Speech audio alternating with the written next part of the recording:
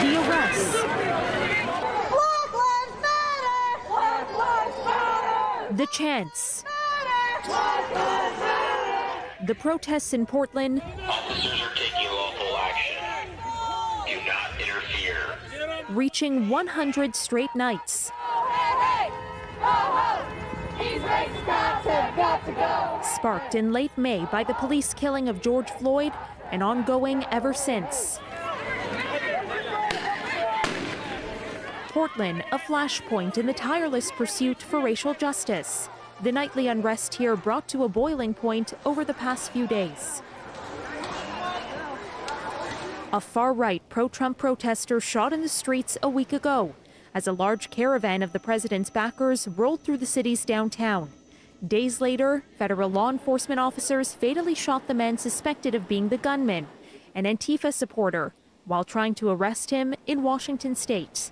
The U.S. Marshals, credible people, so I want to thank them for their strength, their bravery, and I really do wish that the mayor of Portland and the governor of Oregon would get going and stop the crime in that city.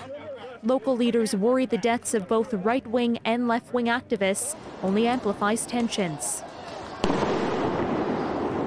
In terms of the violence in the streets of Portland, I continue to remain concerned. It's just scary being a black person. Like, how can I not be here? How can I not be here fighting for this? Tensions also running high in Rochester over the arrest that killed Daniel Prude, pinned face down by officers on the pavement, naked, handcuffed, and with a bag over his head. Friday's protests beginning peacefully in a park and ending in outbreaks of violence overnight. Enough is enough, and we're tired of it, and sick and tired, been tired, and we're just fed up.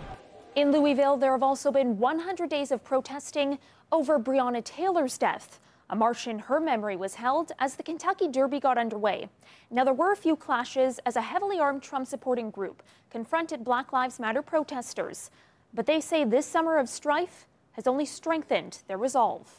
It seems as though everyone wants us to move on.